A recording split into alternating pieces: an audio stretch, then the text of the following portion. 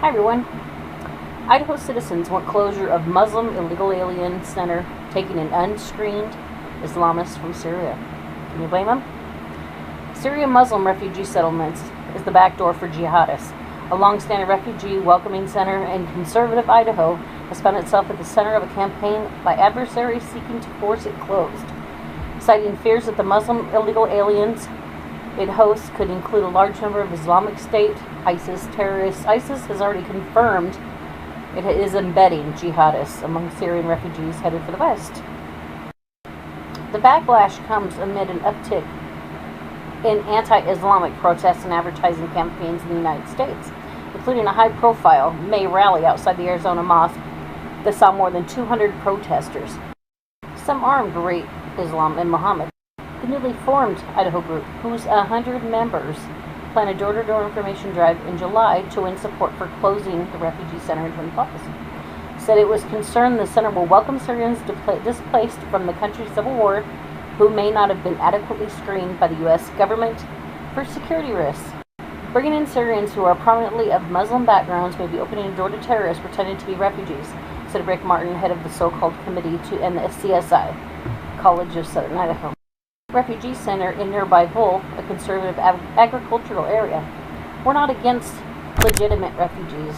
They need to be treated with dignity and respect, but it would be easy for someone to lie about their background, he added.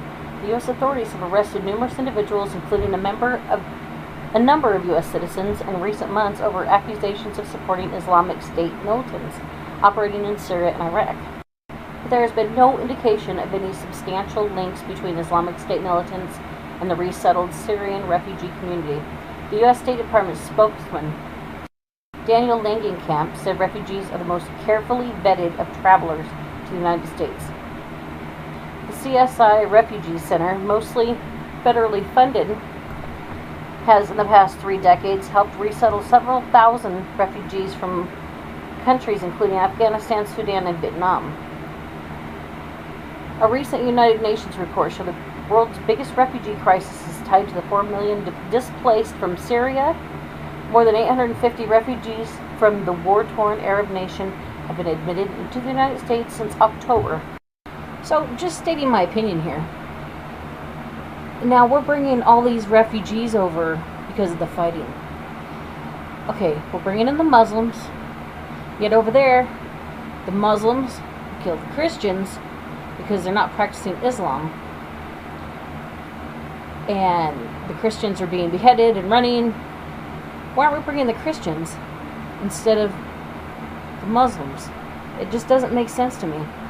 Both George W. Bush and Barack Obama have declared that Islam is a religion of peace. Anjem Chowdhury begs to differ. You can't say that Islam is a religion of peace, because Islam, it does not mean peace. Islam is means Islam submission. So the Muslim is the one who submits. You know, there's a place for violence in Islam. There's a place for jihad in Islam. Chowdhury is the leader of Islam for UK, a group recently banned in Britain under the country's counter-terrorism laws. He wants Islamic Sharia law to rule the United Kingdom and is working to make that dream a reality. He's seen here converting a 10-year-old British boy to Islam.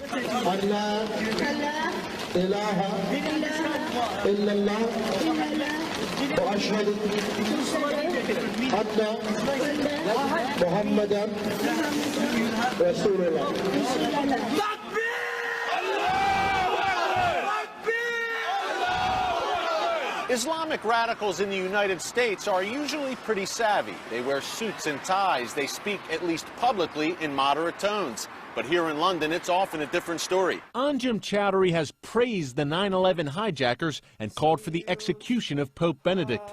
Chowdhury told CBN News his group is a non-violent political and ideological movement that resides in the UK under a covenant of security.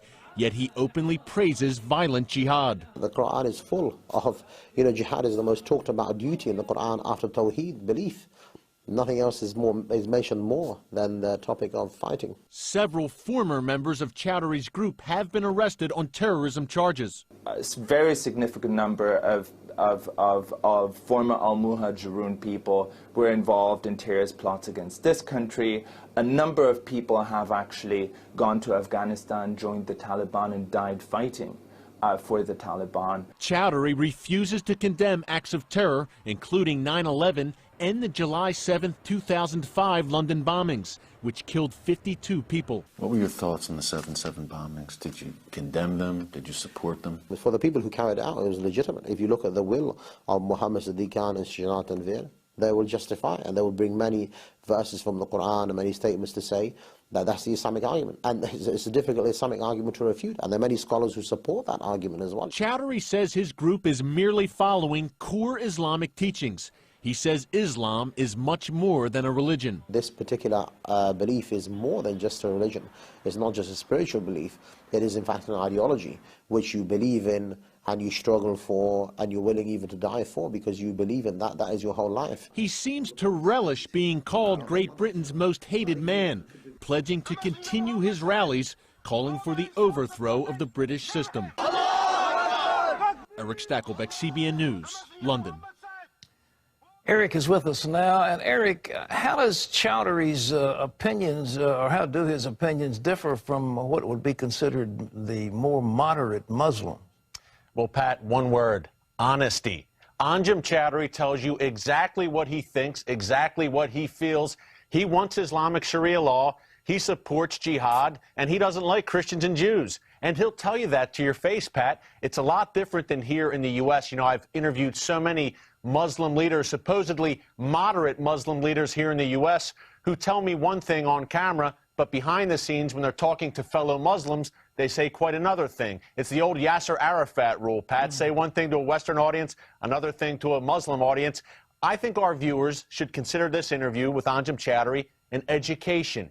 He is telling you exactly what they really believe, and we need to prepare for it. How do you think George Bush and our current president got so snookered? Maybe our president isn't snookered. Maybe he's a crypto-Muslim. I don't know. What do you think? You know, Pat, it's tough to say. I think honestly, there's just